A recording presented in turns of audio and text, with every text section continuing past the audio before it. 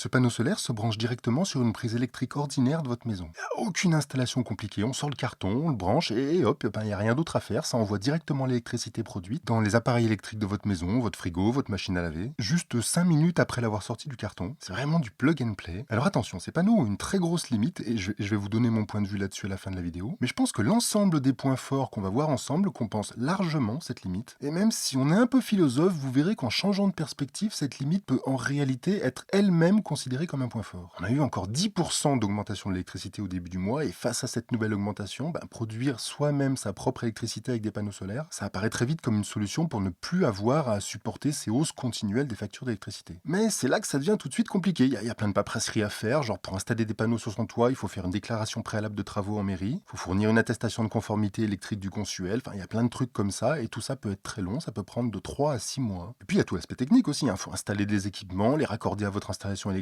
On est beaucoup à ne pas avoir soit le temps, soit les compétences techniques pour faire tout ça. Et donc la solution idéale, ce sera un panneau solaire tout simple, plug and play, dont l'installation ne nécessite aucune autorisation et aucune connaissance technique. Et il se trouve qu'il y a une entreprise française qui l'a fait. Elle s'appelle Sonetic, ils sont basés à Avignon, leurs panneaux solaires sont fabriqués en France, à Strasbourg, et ils ont mis sur le marché un panneau solaire de 400 watts crête où on a juste à le brancher sur une prise électrique ordinaire de la maison pour alimenter directement tous les appareils électriques qu'on va utiliser. Et donc c'est de cette technologie dont on va parler ensemble dans cette vidéo. Quel est son intérêt, combien ça coûte à mettre en place, combien ça rapporte, au bout de combien de temps est-ce qu'on va l'amortir, puis aussi comme vous l'avez compris quelles sont ses limites, parce qu'il y a tout de même des limites à ce type de kit. Alors ça fait 10 ans que je suis sur YouTube et en 10 ans j'ai fait qu'une seule et unique vidéo sponsorisée vu que sauf exception j'accepte aucun partenariat. Mais la vidéo que vous êtes en train de voir est une exception parce que les panneaux dont on va parler aujourd'hui, je les utilise depuis avant d'être entré en contact avec la petite entreprise avignonnaise qui les produit. Donc j'en aurais de toute façon parlé probablement un jour ou l'autre de ces panneaux. Et puis surtout, c'est des panneaux qui sont vraiment de qualité. C'est des panneaux fabriqués en France par Voltec Solar, qui est une PME française, dans une usine française qui est implantée à côté de Strasbourg. Et c'est vraiment de la qualité française, donc c'est une entreprise que j'ai envie de soutenir et d'encourager. Après, en fait, ça va rien changer au contenu de la vidéo. Je vais pas pour autant faire l'impasse sur les limites de ces panneaux, parce qu'il y en a quand même quelques-unes et on va en parler aussi. Donc je vous signale que la vidéo est sponsor pour la forme, pour que vous soyez au courant, mais de mon côté, je vais faire comme si elle l'était pas. Et je vais faire la même chose que je fais dans toutes mes vidéos. C'est-à-dire que je vais dire librement tout ce que je pense, aussi bien qu'en mal. La première question qui vient en général, c'est mais qu'est-ce que c'est que ces panneaux et comment c'est possible qu'il y ait rien d'autre à faire que de les brancher sur une prise électrique pour que ça marche? Et en fait, l'idée vraiment géniale, ça repose sur un principe des réseaux électriques qui est peu connu. C'est que dans l'installation électrique de votre maison, l'électricité, elle peut circuler dans les deux sens. C'est-à-dire que vous pouvez bien sûr pomper de l'électricité dans le réseau pour l'amener à vos appareils électriques, mais ce qui est moins connu, c'est que vous pouvez également utiliser vos prises pour injecter de l'électricité dans le réseau. Au sens très littéral du terme, c'est-à-dire que si vous envoyez de l'électricité dans une prise de votre maison, alors elle va remonter tous les câbles électriques du réseau jusqu'à arriver à un endroit où elle est consommée. Soit dans votre maison, soit si vous la consommez pas dans votre maison, dans celle de vos voisins. Et donc si vous avez un appareil électrique de brancher quelque part, genre un frigo ou une box internet, alors l'électricité que vous allez envoyer dans le réseau va directement être consommée par cet appareil. On appelle cette technique l'autoconsommation, c'est la manière d'utiliser des panneaux solaires la plus répandue en France et elle a deux gros avantages. Le premier, c'est qu'elle vous permet de vous passer d'avoir à utiliser des batteries qui sont des consommables à la durée de vie beaucoup plus courte que vos panneaux et donc que vous devrez obligatoirement racheter. Sur le long terme, ce qui coûte le plus cher dans une installation solaire hors réseau, c'est les batteries. Et donc en autoconsommation, vous n'avez pas besoin de batterie, ce qui est un énorme avantage économique. Et puis le second avantage, c'est que le réseau il devient la réserve dans laquelle vous pouvez puiser lorsque votre installation ne produit pas d'électricité. La nuit, par exemple. Ou alors lorsqu'elle en produit peu, comme en ce moment, là on est au début du mois de février, on est en hiver, et mon installation électrique produit peu d'électricité. Mais c'est pas grave, je m'en fiche, puisque je vais puiser dans le réseau l'électricité qui me manque. Contrairement aux installations hors réseau, dans lesquelles vous pouvez vous trouver dans le noir pendant plusieurs jours, si le temps est mauvais, et que vos batteries sont à plat, eh bien en autoconsommation, vous aurez de l'électricité aussi longtemps que le réseau produira. Alors ça a un inconvénient quand même, et je vous avais dit tout à l'heure que je vous parlerais de limites, et ça en reste une. C'est que vous restez, par ailleurs, dépendant du réseau électrique pour avoir de l'électricité dans votre maison. En cas de coupure du réseau, vous aurez plus d'électricité, alors même que vous avez pourtant des panneaux solaires capables d'en produire. Mais après, il faut aussi être clair, les coupures d'électricité sont extrêmement rares de nos jours, et puis de toute façon, vous pouvez les anticiper en mettant en place, en parallèle de votre installation électrique principale, de petites installations solaires qui coûtent vraiment pas cher. C'est pas le sujet, donc j'en reparlerai dans une autre vidéo, mais je me suis mis en place une petite installation électrique parallèle pour conserver une installation électrique minimale en cas de coupure du réseau. L'installation des panneaux est à la fois ultra simple et extrêmement rapide. Ils peuvent être soit posés directement sur le sol, soit fixés sur un mur. Le plus simple, ça reste quand même de les laisser poser au sol. Si vous choisissez de le fixer fixé sur un mur, vous n'aurez pas besoin d'autorisation jusqu'à 1,80 m. Par contre, si vous voulez le mettre à une hauteur supérieure à 1,80 m, alors attention, vous devez faire une demande d'autorisation auprès de votre mairie. Après, encore une fois, si vous le pouvez, dans l'idéal, le mieux c'est juste de les poser par terre. C'est la solution qui va vous offrir le plus de souplesse. Il ne nécessite aucune autorisation donc et ne demande pas de travaux. Donc vous pouvez les utiliser même si vous êtes locataire et que vous ne pouvez pas installer des panneaux solaires sur le toit de votre logement. Puisque si vous êtes locataire, a priori, vous ne pouvez pas installer des panneaux solaires sur un logement dont vous n'êtes pas propriétaire. Et donc ça, du coup, ça devient une alternative pour vous, y compris en ville d'ailleurs, si vous avez un balcon. Attention, par contre, votre installation électrique doit impérativement être aux normes.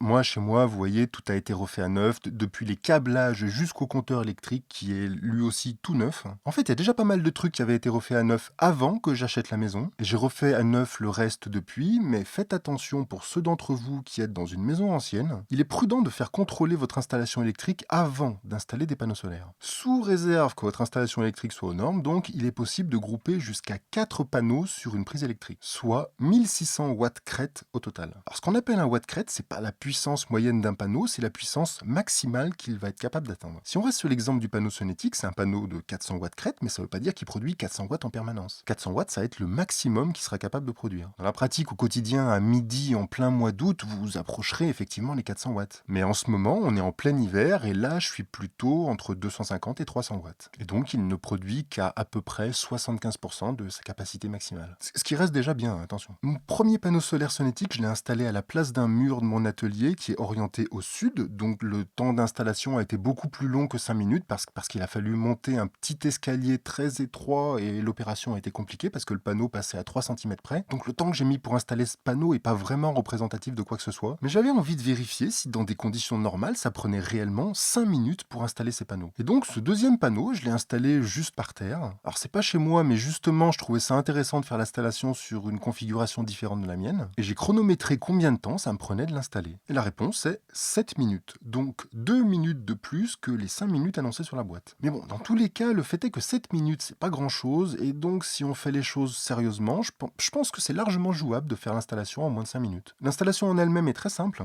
On commence par déplier les 2 pieds du panneau, puis on les fixe au support avec les 2 vis que l'on trouve dans la petite boîte en carton attachée au panneau. Pour les visser, on va avoir besoin de 2 outils. D'abord, il va falloir une clé à l'aise, et elle est fournie, y a pas de souci. Par contre, on a également besoin d'une clé de 13, et la clé de 13, elle n'est pas fournie. Mais bon, après, même si vous n'avez pas de clé de 13, vous pouvez y arriver en utilisant une pince pour serrer l'écrou et puis faire tourner la vis avec la clé à l'aise. Une fois qu'on a fini de visser, on redresse le panneau, on le positionne en direction du sud, et une fois qu'on a fait ça, il reste plus qu'à le brancher, et c'est tout. Il n'y a rien d'autre à faire, vous êtes littéralement en train d'alimenter les appareils électriques de votre maison. Et voilà, c'est tout. Le panneau fonctionne. Il y a un truc qui est important à faire, c'est de protéger vos panneaux solaires du vent. Si vous installez vos panneaux sur une terrasse, il y a des trous dans lesquels vous pouvez passer des vis pour visser votre panneau au sol de la terrasse. Et puis, si comme moi, vous décidez de mettre le panneau dans le jardin, alors vous n'allez pas le visser dans la terre. Par contre, c'est toujours bien de lester les panneaux avec des dalles de béton. Vous voyez, là, j'ajoute 3-4 dalles. C'est juste histoire d'être sûr que le panneau ne va pas s'envoler s'il y a des vents forts. Vous devez également faire une déclaration sur le site internet d'Enedis pour les informer que vous allez utiliser des panneaux solaires. C'est gratuit, ça vous coûte rien et c'est pas long, mais c'est une obligation légale. Donc vous devez vous rendre sur leur site pour faire cette déclaration. Alors ça prend environ une dizaine de minutes, je vais pas en parler dans cette vidéo, mais dites-moi si ça vous intéresse en commentaire. Et le cas échéant, je vais voir s'il y a des gens que ça intéresse, je ferai une vidéo de tutoriel pour expliquer comment on fait. Mais bon, je vous rassure, c'est pas très compliqué et encore une fois, c'est pas très long, ça prend une dizaine de minutes. Une fois que le panneau est branché, ce qui va être intéressant tout de suite, ça va être de voir combien d'électricité vous produisez. Il existe une application que vous pouvez installer sur vos téléphones qui va vous permettre d'assurer un suivi en temps réel de votre production électrique. Elle s'appelle Emma App et vous pouvez la télécharger aussi bien pour Apple que pour Android. Alors pareil, je vais pas entrer dans les détails de comment on installe cette app et comment on fait toute la config. Il y a un tuto qui vous est envoyé par mail par le fabricant lorsque vous recevez le panneau. C'est bien expliqué, donc suivez le tuto en fait. Moi, si je vous en parle, c'est plutôt parce que cet aspect suivi de consommation va avoir un impact sur le mode de vie pour beaucoup de personnes. En fait, lorsqu'on installe un kit et qu'on commence à surveiller sa consommation, on se surprend petit à petit à faire toutes sortes de choses qui la réduisent. On augmente ainsi son autonomie électrique pas seulement en produisant produisant de l'électricité, mais surtout en apprenant à diminuer ses besoins. C'est un état d'esprit qui pousse à surveiller et à réduire sa consommation. On commence tout doucement à changer de mode de vie en changeant ses habitudes de consommation. Tout simplement parce qu'avant, on n'y faisait pas attention et qu'à partir du moment où on les surveille comme ça sur une application et où on y fait attention, on se met progressivement à changer de petites choses, par exemple comme les heures à laquelle on va lancer sa machine à laver. La plupart des gens ne regardent pas à quelle heure ils lancent leur machine à laver, mais le fait est qu'à certaines heures, ça vous coûte plus cher qu'à d'autres. Alors je vous donne cet exemple, mais si vous voyez ce que je veux dire, en fait, quand on commence à faire ce type de suivi de sa consommation et ou de sa production d'énergie électrique, en fait, petit à petit, sans même forcément se rendre compte qu'on est en train de le faire, on fait des trucs qui réduisent nos factures d'électricité. Alors il faut être très clair sur un point, c'est que le but premier de ces panneaux n'est absolument pas d'être 100% autonome en électricité. Ça veut pas dire que vous pouvez pas être autonome avec des panneaux comme ça, on va en parler un peu plus loin, mais le fait est qu'ils ne sont pas destinés à cet usage. Par contre, si votre objectif c'est pas d'être autonome, mais de faire des économies sur vos factures électriques, alors ces panneaux sont vraiment faits pour vous. En fait, pour être précis, leur but c'est de compenser ce qu'on appelle le talon de consommation électrique de votre maison, c'est-à-dire l'ensemble de votre consommation électrique résiduelle lorsque vous faites rien. Même si vous n'utilisez aucun appareil électrique, votre maison va malgré tout consommer de l'électricité pour tous les appareils qui fonctionnent en permanence. Ça va être par exemple la VMC, le frigo, la box internet, la veille de la télé, le congélateur. Tous ces appareils consomment de l'électricité en permanence, donc, et la somme de tout ce qu'ils consomment va donner votre talon de consommation électrique. Les kits d'autoconsommation dont on est en train de parler dans cette vidéo, ces kits solaires prêts à brancher, ils vous permettent de réduire ce talon de consommation électrique à 0 pendant la journée. C'est-à-dire que vos panneaux vont alimenter votre installation. Et c'est là que se trouve à la fois le point fort et la limite de ces panneaux. Leur point fort d'abord, c'est que votre talon de consommation, par définition, c'est une constante. Donc lorsque vous l'amenez à 0, vous faites une économie réelle et mesurable qui va avoir un impact direct sur votre facture d'électricité. Donc économiquement, c'est très intéressant de s'équiper d'un panneau de ce type. Mais paradoxalement, c'est aussi la limite de leur intérêt. En effet, comme je vous l'ai expliqué au début de la vidéo, lorsque vous n'utilisez aucun appareil électrique, toute l'électricité que vous produisez en plus de celle qui est nécessaire pour combler votre talon de consommation va être réinjectée gratuitement dans le réseau. Ce sera donc de l'électricité que vous aurez produit, mais dont vous n'aurez pas profité. Du coup, et c'est pour ça que je vous dis que c'est pas trop une vidéo promo que vous êtes en train de voir, le fabricant propose d'acheter des kits de 3 ou 4 panneaux, mais en fait, je vous recommande pas du tout d'acheter un nombre de panneaux solaires produisant une énergie supérieure à votre talon de consommation. Parce que si vous le faites, alors vous allez considérablement allonger le temps nécessaire pour amortir votre investissement. En fait, si vous êtes dans un foyer, normal, on va dire, c'est-à-dire avec une VMC, une box internet et un frigo, par exemple, en fait, ce que je vous recommande de faire, c'est de n'acheter qu'un seul et unique panneau. Parce que tout ce que vous ne consommez pas va être perdu, et donc vous avez intérêt à produire le moins possible si vous voulez limiter cette perte. Donc sur leur site, le fabricant propose des kits de 3 ou 4 panneaux, mais en réalité, plus vous achetez de panneaux et plus vous allez mettre de temps à les amortir. Ça ne veut pas dire que c'est pas économique sur le long terme, mais si vous voulez voir les choses à court terme, la solution la plus économique, c'est de n'acheter qu'un seul panneau. Parce que pour 90% d'entre vous, un seul panneau, ça suffira à combler votre talon de consommation. Alors éventuellement, vous pouvez partir sur 2 panneaux si vous avez un talon de consommation élevé, mais sauf cas exceptionnel, normalement, vous n'avez pas besoin de plus de 2 panneaux. Et je le répète encore une fois, pour un foyer français moyen, on va dire, un seul panneau est suffisant. Alors du coup, il y a 2 questions qui vont se poser sur ces panneaux. La première, c'est la pertinence de l'achat, et la seconde, c'est en combien de temps est-ce que vous allez l'amortir. Dit autrement, est-ce que ça vaut le coup financièrement d'investir dans un panneau de ce type? La pertinence de l'achat, elle va dépendre d'une part de si vous êtes bricoleur ou pas, et puis d'autre part de la valeur de votre temps. Parce que si vous êtes un peu bricoleur et que vous avez que ça à faire, que vous avez le temps, vous pouvez tout à fait vous former pour apprendre à assembler vous-même ce type de kit, puis acheter séparément tous les éléments, les panneaux, le micro-onduleur, le boîtier de mesure de consommation, les câbles, enfin tous les éléments qui constituent le kit. Et puis comme ça, vous assemblez votre kit personnalisé et ça vous permet de faire quelques économies. Après, si vous n'avez pas le temps ou l'envie de faire ça et de vous plonger dans le sujet, alors par contre, ce type de kit va être vraiment pertinent. Parce que comme vous l'avez vu, c'est super simple et ça prend littéralement 5 minutes à installer. Et donc du coup, l'autre question qui va se poser, c'est en combien de temps est-ce qu'on va l'amortir? Ça en fait, ça va dépendre de la quantité de soleil qui va arriver sur vos panneaux et donc s'ils sont installés de façon optimum, c'est-à-dire plein sud et avec une inclinaison adaptée à la saison. Alors cette quantité de soleil ne va dépendre que d'un seul et unique paramètre, c'est votre localisation géographique. La carte que vous voyez à l'écran vous indique la quantité d'électricité produite en moyenne en fonction de la région dans laquelle vous habitez en France. Ça vous donne des fourchettes,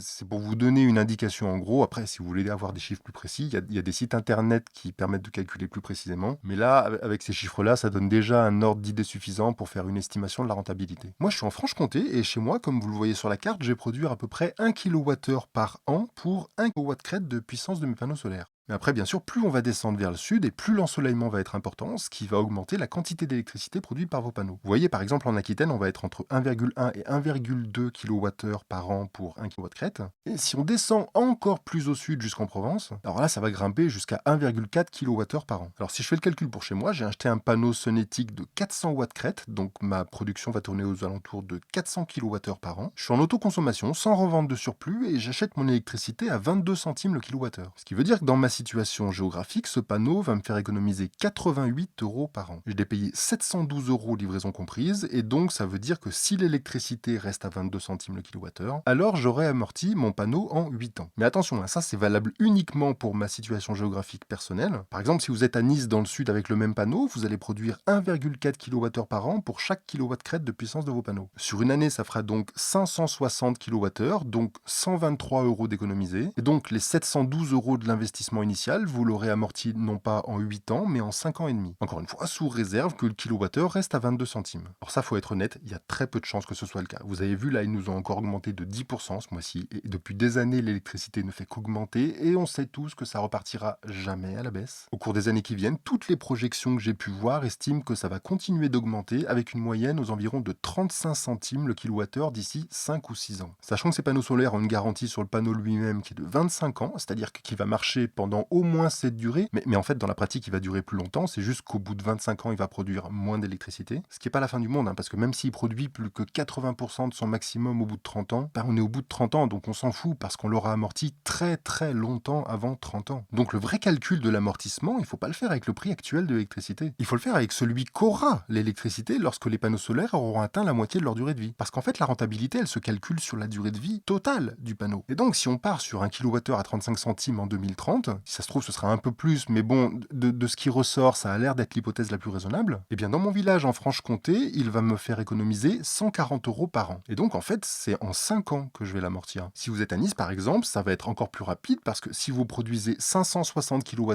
par an à 35 centimes, alors ça veut dire qu'en 2030, vous économiserez 196 euros par an. Et donc, votre panneau, vous l'aurez amorti en seulement 3 ans et demi, ce qui fait que là, tout de suite, ça devient très très très intéressant d'un point de vue financier, si vous habitez à Nice. Donc en résumé, comme vous l'avez compris, le temps que ça va vous prendre pour amortir votre investissement va dépendre de deux paramètres. Premièrement, votre localisation géographique et deuxièmement, le prix du kilowattheure qui sera effectif lorsque le panneau aura atteint la moitié de sa durée de vie. Le premier paramètre, c'est une certitude, mais le deuxième paramètre, malheureusement, tout ce qu'on peut faire, c'est des projections qui vont nous donner une estimation. Donc si on veut avoir une fourchette un peu large, dans ma situation, ça va prendre entre 5 et 8 ans pour amortir mon achat, mais quelqu'un qui vit sur la Côte d'Azur, ça va seulement lui prendre entre 3 ans et demi et 5 ans et demi. Alors comme vous l'avez tous compris, ces kits sont très intéressants, mais uniquement pour certaines personnes. Il y a beaucoup de gens pour qui ça va pas correspondre à vos besoins. Si vous êtes bricoleur par exemple et que vous aimez passer du temps sur ces trucs-là, eh bien ça va peut-être être plus intéressant pour vous d'acheter toutes les pièces séparément et de vous faire un kit sur mesure. Ça vous demandera du temps, mais ça vous permettra de faire quelques économies. Par contre, effectivement, si vous voulez un truc ultra simple, plug and play, qui marche en 5 minutes, alors là, je vous le recommande vraiment ce panneau parce que ça répond parfaitement à ce cahier des charges. Ensuite, j'ai une autre réserve, c'est que si vous voulez être 100% autonome en électricité sans rien changer à votre mode de vie, alors ces panneaux sont pas faits pour vous parce que à moins d'en acheter beaucoup, ils ne vous permettront pas d'être 100% autonome en électricité. Et puis pour finir, ils seront intéressants économiquement que si leur production ne dépasse pas votre talon de consommation. Parce que si votre production le dépasse significativement, alors ça vous permettra de réduire vos factures d'électricité. Et par contre, le temps que vous allez mettre à amortir votre investissement va accroître considérablement. Donc si vous cherchez à tendre vers l'autonomie, alors achetez plusieurs panneaux. Par contre, si votre objectif c'est la rentabilité financière optimum, alors je vous recommande fortement de n'acheter qu'un seul et unique panneau. Vous l'aurez amorti très vite et de façon bien plus efficiente que si vous achetez plusieurs panneaux. C'est du fabriqué en France, donc ça a ses avantages et ses inconvénients. L'avantage, c'est que c'est un produit avec des finitions de qualité française. L'inconvénient, c'est que le prix d'un panneau solaire fabriqué en France comme celui-là, il va être quasiment 10% plus cher qu'un panneau solaire fabriqué en Chine. Donc c'est de meilleure qualité, mais c'est aussi un peu plus cher. Le panneau est à 750 euros livraison comprise sur le site, mais ils m'ont filé un code promo de 5%. Donc avec le code promo, le panneau passe à 712 euros. Je vous mets un lien avec le code promo en description. Bon, vous l'avez compris, la raison pour laquelle j'ai accepté de parler d'eux, c'est parce que c'est des panneaux solaires français fabriqués à côté de Strasbourg. Les supports sont fabriqués par une PME provençale. Les kits eux-mêmes sont assemblés à côté d'Avignon. Et la seule chose qui n'est pas française dans ces kits, ce sont les micro-onduleurs, parce que malheureusement pour le moment, il n'y a aucune usine française qui fabrique des micro-onduleurs. On n'a pas besoin d'aller en Chine. On est capable d'avoir des usines françaises en France. Et je suis convaincu que les Français ont envie de défendre ça. Je souhaite donc longue vie à cette entreprise française française qui a fait le choix de baser son kit sur des panneaux fabriqués en France. Et pour cette raison, j'espère que ma vidéo aura contribué à la faire connaître un peu plus auprès du grand public. Comme toujours, les liens sont en description.